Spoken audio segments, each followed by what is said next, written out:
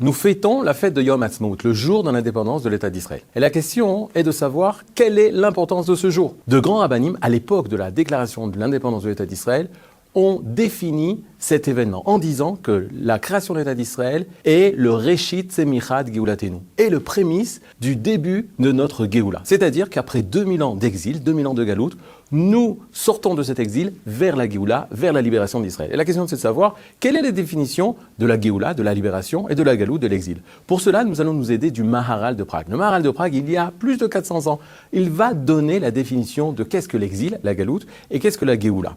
La galoute, d'après le Maharal de Prague, vient du mot Gala. Gala, ça s'écrit Gimel Lamed He, qui veut dire être exilé. Le mot Géoula vient du mot Gaal. Gaal qui veut dire libérer. La libération, la Géoula. Et il dit, c'est bizarre, il y a ces deux mots, et ces deux mots ont deux lettres communes, le Gimel et Lamed. Gal, qui fait le mot Gal. Gal, ça veut dire la vague, la tnoua, le mouvement. Donc il y a un mouvement, mais un mouvement totalement différent. Le mouvement de l'exil est le contraire du mouvement de la libération. Le mouvement de l'exil, dit le Maharal de Prague, c'est Gimel Lamed He, la lettre He, la 5e lettre de l'alphabet hébraïque. Cette lettre He, dit le Maharal de Prague, est toute particulière. Quand nous devons écrire un He, une lettre He, dans le Sefer Torah, il faut l'écrire sous forme de Dalet et un Yud et un point.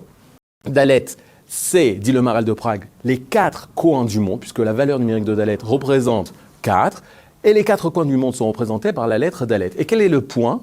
Le point, c'est la marque du peuple d'Israël qui était en Eretz Israël.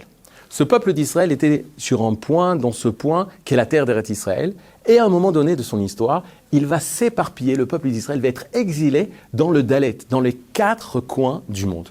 Et c'est ça qui exprime le mot Gala, être exilé, partir d'un point, le Yud, vers le Dalet, vers les 4 coins du monde. C'est ça l'exil. Le peuple d'Israël, le peuple juif a été exilé. On va retrouver le peuple juif dans tous les pays du monde.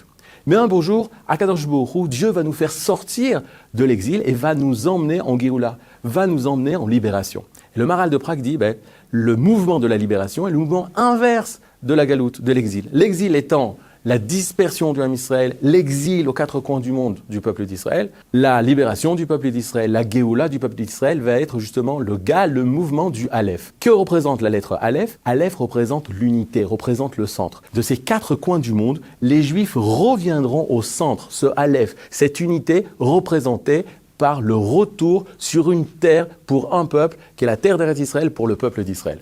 Yom Ha'atzmaut représente justement cette force, ce mouvement du retour. Lorsqu'on retourne en Eretz Israël, en fait, on retourne vers notre unité. On retrouve l'unité d'une terre, on retrouve l'unité d'un peuple, un peuple unique. Il reprend sa dimension qu'on espérait depuis des années, l'an prochain à Jérusalem, de redevenir notre peuple sur notre terre. Pour approfondir, le retour vers notre centre, vers notre Aleph, ce retour vers le Aleph, vers notre unité, c'est en fait un retour vers nous-mêmes. Et c'est exprimé dans le mot l'indépendance. L'indépendance en hébreu, vous savez que ça se prononce Atzmaut, ça se dit Atzmaut. Atzmaut, qui veut dire indépendant, vient du mot Etzem. Etzem, cela veut dire être soi-même. C'est l'appel à l'entité. Être Atzmi, être moi-même. Lorsqu'une personne veut devenir soi-même, forcément, il faut qu'il soit indépendant. Si je veux être Atzmi, moi-même, alors il faut que je sois Atzmaï, il faut que je sois indépendant.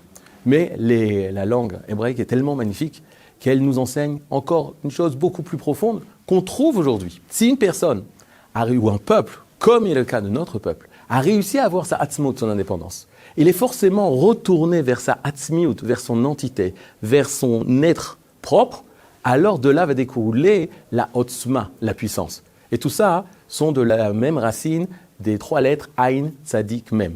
Être soi-même, être indépendant et être puissant. Aujourd'hui, Baruch Hashem, nous sommes témoins à la puissance de notre peuple, à la force, l'unité de notre peuple, la capacité de défendre notre pays. Ces forces incroyables que nous voyons aujourd'hui viennent du fait que nous redevenons, depuis la création de l'État d'Israël, de plus en plus nous-mêmes. Et c'est ça qui nous donne cette otzma, cette puissance. Yom Ha'atzmaut Sameach.